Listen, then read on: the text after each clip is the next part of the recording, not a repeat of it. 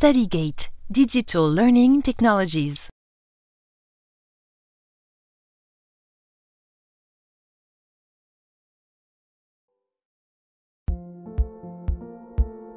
Otite moyenne aiguë.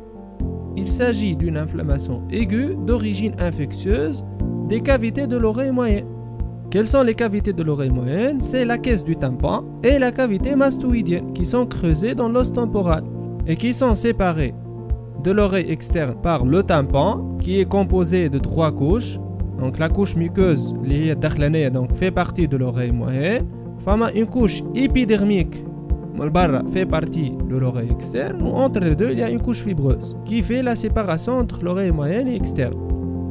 Et il ne faut pas oublier que les cavités de l'oreille moyenne sont en communication avec le pharynx par un conduit qu'on appelle la trompe d'Eustache et qui constitue la porte d'entrée des germes, donc l'otite moyenne aiguë. Donc les germes sont d'origine rhinopharyngée.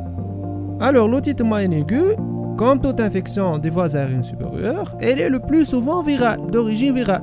Et dans ce cas, l'aspect otoscopique est toujours une otite moyenne aiguë congestive. Donc on va voir les aspects otoscopiques. L'aspect congestif, c'est toujours le stade 1 dans l'otite moyenne aiguë. Mais il faut savoir que dans 10% des cas, il y aura une surinfection bactérienne. وقت نوليو نحكيو على otite moyenne aiguë purulente. Et dans ce cas, l'aspect otoscopique, donc il y aura un épanchement purulent ou muco-purulent dans la caisse. Donc on va voir un tympan qui est bombant avec disparition des reliefs ossiculaires. Donc c'est le stade 2, l'otite moyenne aiguë purulente ou collectée. Donc à partir de ce stade, c'est toujours bactérienne. L'otite moyenne aiguë, elle est purulente. Ou bien sûr, donc, ça peut évoluer vers une otite moyenne aiguë perforée en cas de perforation tympanique. Kif, ce stade ne concerne que les otites moyennes aiguës purulentes bactériennes. Donc, si on conclut la physiopathologie de l'otite moyenne aiguë, c'est à partir généralement d'une rhinopharyngite qui est initialement virale. Donc, on a une otite moyenne aiguë congestive, donc d'abord virale. Et secondairement, il peut y avoir donc une surinfection bactérienne et on parle dans ce cas d'une otite moyenne aiguë purulente qui peut évoluer vers une otite moyenne aiguë perforée. Sur le plan épidémiologique, alors les otites moyennes aiguës touchent essentiellement les enfants, surtout les nourrissons. Pourquoi les nourrissons? Parce que d'abord les rhinopharyngites sont très fréquentes à cet âge, c'est la maladie d'adaptation. En plus, il faut savoir que la trompe d'Eustache, anatomiquement, elle est courte et elle est béante. Donc, ça facilite la transmission des virus vers l'oreille moyenne. En plus, il y a ce qu'on appelle les végétations adénoïdes au niveau du cavum qui sont riches en tissu lymphoïde et où les germes vont se déposer par donc, ce qu'on appelle le biofilm.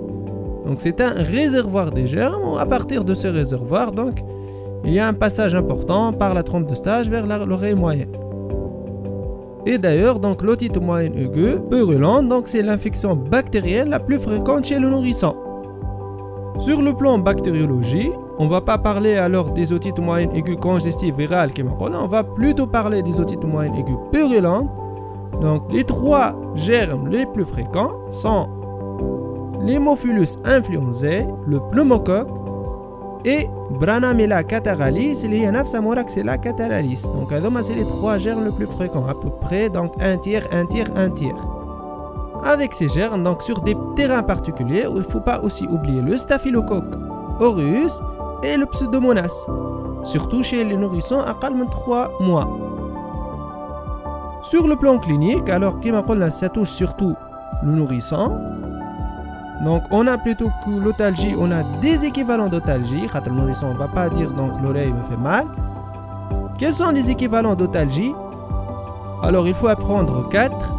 Je me dis question croc. Donc d'abord l'irritabilité, les pleurs incessants, l'insomnie et le frottement ou traction du pavillon. Donc c'est 4 équivalents d'otalgie chez le nourrisson. Avec ces signes, on va trouver bien sûr des signes généraux, donc une fièvre, parfois un refus alimentaire, une asthénie, parfois même des signes digestifs, donc un type de vomissement, diarrhée. Donc d'ailleurs, toujours devant une fièvre isolée chez un nourrisson, il faut faire un examen ORL systématique, donc une otoscopie. Chez l'adulte, par contre, l'otite moyenne aiguë, elle est rare. Donc je me dis que c'est... Quels sont les signes cliniques? Bien sûr, le signe le plus fréquent, c'est l'otalgie.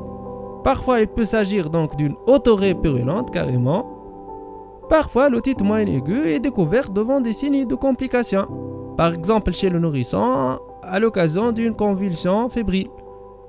Chez l'adulte, par exemple, découverte suite à la survenue d'une paralysie faciale, ou bien de vertige, ou bien d'une hypoacousie, en cas de labyrinthite. À l'examen clinique, bien sûr, le maître examen, c'est l'autoscopie.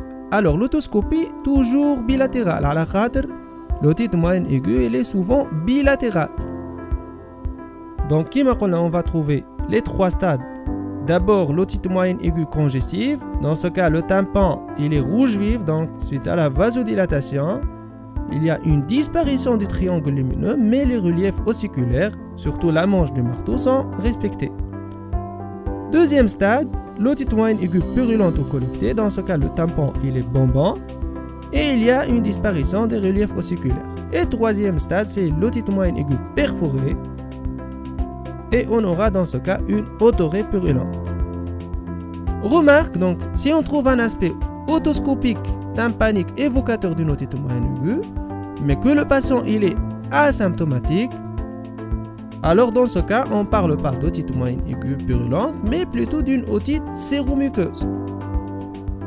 Donc l'otite séromuqueuse, c'est une forme d'otite chronique, qui est normalement donc hors programme.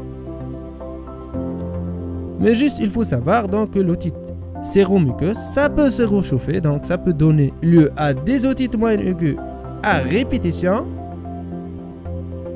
Et inversement, une otite moyenne aiguë, ça peut ne pas guérir et évoluer vers une otite séromuqueuse.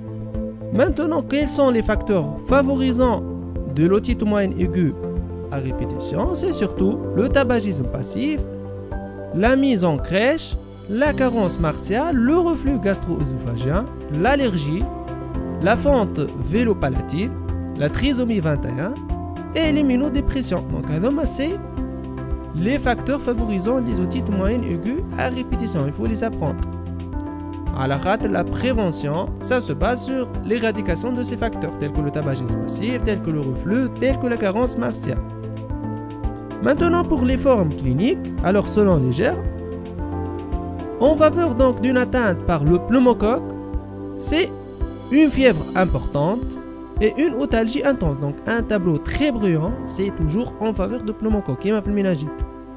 Par contre, en faveur de l'hémophilus, c'est une otite qui est peu symptomatique, peu purulente, avec une conjonctivite associée, donc ce qu'on appelle le syndrome otite conjonctivite.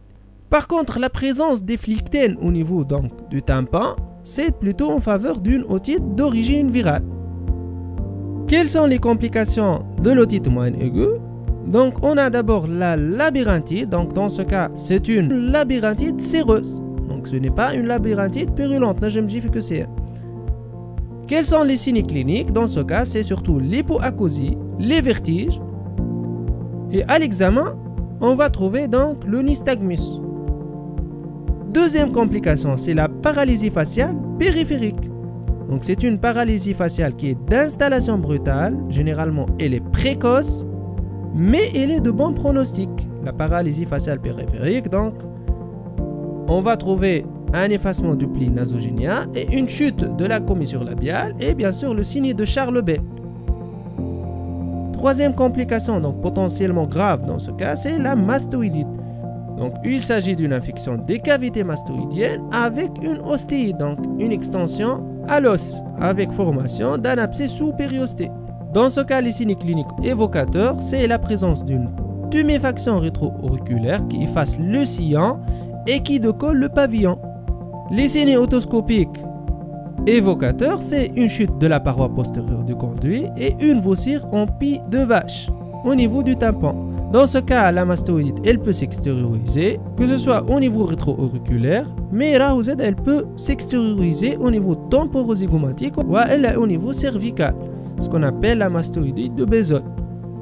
Ou bien sûr, devant la mastoïdite aiguë, il faut une hospitalisation systématique, il faut un traitement antibiotique par voie veineuse, dans quelle antibiothérapie, il faut faire un prélèvement local et parfois il faut compléter par un scanner des rochers et cérébral pour rechercher l'abcès supérieur. À la khatre, donc, il y a parfois une indication chirurgicale en urgence, donc la mastoïdectomie. Pour les autres complications, alors c'est des complications endocrâniennes, que ce soit les méningites purulentes, donc l'otite moyenne aiguë est une porte d'entrée classique, surtout en cas de pneumocoque, des méningites. Il y a aussi la thrombophlébite cérébrale, surtout des sinus latérales. Et il y a l'abcès cérébral, surtout chez les patients immunodéprimés. Ou bien sûr, donc, il ne faut pas oublier les séquelles, donc l'otite moyenne aiguë, qui maintenant peut évoluer vers l'otite chronique. Ou bien sûr, une perforation tympanique, elle peut persister et elle peut être source de ce qu'on appelle le cholestéatome.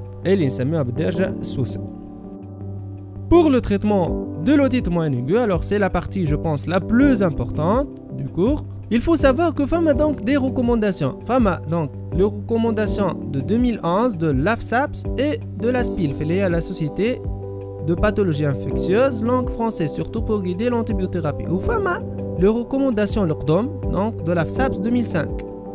Alors on va voir surtout les recommandations de 2011. Les donc les plus utilisées. Donc quand est-ce qu'il faut donner des antibiotiques d'abord? La première question. Donc il y a 3 cas où on peut ne pas donner des antibiotiques devant une otite. Il y a d'abord l'otite congestive, donc le stade 1, le plus souvent elle est virale. Il y a l'otite séromuqueuse qui m'appelle donc l'enfant il n'est pas symptomatique mais on trouve un épanchement à l'otoscopie. Et si l'enfant est âgé plus que 2 ans, sans manifestation bruyante, donc il a une otite qui n'est pas très symptomatique. Dans ce cas, on peut ne pas donner des antibiotiques. Le troisième cas, donc il faut réévaluer l'enfant après 48 à 72 heures. S'il devient algique ou s'il reste fébrile, donc on donne une antibiothérapie. Donc il faut les apprendre. Hormis ces cas, donc on va toujours donner des antibiotiques. Donc surtout les enfants inférieurs à 2 ans, quelle que soit la symptomatologie, donc les nourrissons, et les enfants supérieurs à 2 ans, si on a des manifestations bruyantes, donc s'il y a une fièvre élevée ou bien une otalgie intense. Et donc les cas, on donne une antibiothérapie d'emblée. Quelle est l'antibiothérapie envisagée? Alors l'infâme a la différence. Donc maintenant, il est admis, selon les recommandations de 2011, l'antibiothérapie de préférence en première intention, c'est l'amoxicilline. Mais c'est l'amoxicilline à une dose de 80 à 90 mg kg par jour en 2 à 3 prises. Pourquoi alors on donne l'amoxicilline? Parce que c'est efficace contre les pneumocoques. Donc c'est démontré, même s'il y a des pneumocoques de sensibilité diminuée à la pénicilline, c'est démontré que l'amoxicilline à cette dose de 80 à 90 mg kg jour, ça reste efficace contre ces pneumocoques. En plus, alors l'hémophilus influenzae, avec la vaccination, on a plutôt donc d'autres sérotypes d'hémophilus plutôt que l'hémophilus influenzae B. Et dans ce cas, il faut savoir que l'hémophilus influenzae, seulement 5% sont sécrétrices de bêta-lactamase. Donc seulement 5% des hémophilus influenzae impliqués dans l'otite moyenne aiguë sont résistants à l'amoxicilline. Et même s'ils sont résistants à l'amoxicilline, il faut savoir que parmi ce groupe, 50% il y a des guérisons spontanées, donc de l'otite. Avec allège, donc l'amoxicilline maintenant, c'est la molécule de préférence. Donc en plus, l'amoxicilline par rapport à l'amoxicilline acide clave, c'est moins de diarrhée, moins de vomissements, un coût moins cher et surtout une meilleure acceptabilité. Dans ce cas, la durée, donc on va donner 8 à 10 jours pour les nourrissons inférieurs à 2 ans et pour les enfants supérieurs à 2 ans, lorsqu'on va donner une antibiothérapie, c'est pendant 5 jours. Et il faut savoir qu'en cas de syndrome otite conjonctivite, donc lorsqu'il y a une association otite moyenne aiguë purulente et on a une conjonctivite purulente, donc c'est surtout l'hémophilus influenzae qui est impliqué dans 75% des cas. Et dans ces cas, c'est des hémophilus influenzae qui sont bêta-lactamase positifs. Donc dans ce cas, on peut se permettre de donner l'amoxicilline acide clave en première intention. à la dose bien sûr de 80 mg kg par jour en 3 prises. En cas d'allergie à la pénicilline, alors on donne l'Orilox, le céphalosporine. Donc c'est une céphalosporine deuxième génération. Et en cas de contre-indication au bêta-lactamine, donc que ce soit pénicilline ou la céphalosporine, on donne plutôt le cotrimoxazole, le Bactrim, donc un sulfamide. Maintenant, si intolérance alimentaire, donc si le patient il a des vomissements incoercibles, il n'accepte pas le traitement par voie orale, la solution donc c'est le ciftriaxone, le rocéphine, une injection IM par jour, donc pendant 3 jours, à la dose de 50 mg kg jour. Mais ça doit rester bien sûr exceptionnel. Donc, هذوما les recommandations de l'année 2011. Pour les recommandations de l'année 2005, AFSAPS alors قبل donc on donnait l'augmentin donc de première intention, amoxicilline acide clave. Et en Tunisie, donc en pratique, on suit les recommandations de l'année 2005 de l'AFSAPS, donc on donne l'amoxicilline acide clave en première intention, que ce soit phlébotite moyenne aiguë ou la sinusite. Mais je pense pour l'examen, donc il faut apprendre surtout les recommandations de 2011, donc l'amoxicilline en première intention. Bien sûr, avec le traitement antibiotique, il ne faut pas oublier le traitement symptomatique, très important, surtout chez le nourrisson. Donc il ne faut pas oublier les antipyrétiques, les antalgiques, surtout le paracétamol, rien d'autre que le paracétamol. Parfois, on peut donner donc un traitement local s'il n'y a pas de perforation tympanique, le Lotipax, donc qui contient un anesthésique local. Mais attention, en aucun cas donc les ANS ou les corticoïdes.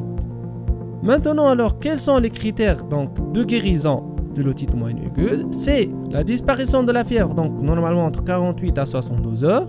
L'otalgie, donc, c'est le premier signe qui doit disparaître en 24 à 48 heures. Donc. Sur le plan otoscopique, d'abord il y a un affaissement du tympan, puis donc un tarissement de l'otoré, et il faut savoir que le tympan prend du temps pour donc redevenir fin et transparent. Donc ça peut prendre même 8 jours. Et pour l'épanchement, donc, il peut persister un épanchement tympanique même jusqu'à 3 semaines après l'otite moyenne aiguë. Quels sont les critères d'échec du traitement? Il y a les échecs précoces du traitement, c'est la persistance de fièvre ou otalgie après 72 heures du traitement. Dans ce cas, donc, la conduite à tenir, c'est de changer l'antibiotique. On peut donc changer l'amoxicilline par l'amoxicilline acide clavulanique, l'augmentin, ou par l'Orilox. Par contre, s'il y a réapparition après la fin du traitement des signes donc d'otite, que ce soit des signes fonctionnels généraux ou des signes otoscopiques, dans ce cas, il faut donner amoxicilline acide clavulanique. Et si on a un deuxième échec, dans ce cas, c'est une indication à la parasynthèse. Donc, quelles sont les indications de la parasynthèse? Donc, il y a une ponction au niveau du cadran antéro-inférieur du tympan. Il y a des indications bactériologiques et il y a des indications symptomatiques. Pour les indications symptomatiques, c'est surtout les formes hyperalgiques avec un tympan bonbon. Pour les indications bactériologiques, c'est l'âge inférieur à 3 mois, donc systématique. C'est une otite qui est compliquée, donc en cas de paralysie faciale ou elle a de labyrinthite, on doit faire une parasynthèse, ou bien en cas d'échec du traitement. On a aussi les otites récidivantes, c'est une indication bactériologique à la parasynthèse et le terrain immunodéprimé. Dans ce cas, donc, on peut faire une culture et un antibiogramme. Et dans ce cas, en attente de résultats bactériologiques, on va donner le ceftriaxone, donc des injections IM pendant 3 jours, ou bien une association amoxicilline augmentin. Puis, bien sûr, on va modifier le traitement selon l'antibiogramme. Pour le traitement des complications, alors pour la labyrinthite, alors on peut donner donc des vasodilatateurs. Pour la paralysie faciale périphérique, c'est surtout les corticoïdes. Pour la mastoïdite, bien sûr, c'est un traitement antibiotique par voie IV, généralement donc l'augmentin ou bien une céphalosporine 3e génération, plus ou moins une chirurgie. StudyGate, Digital Learning Technologies.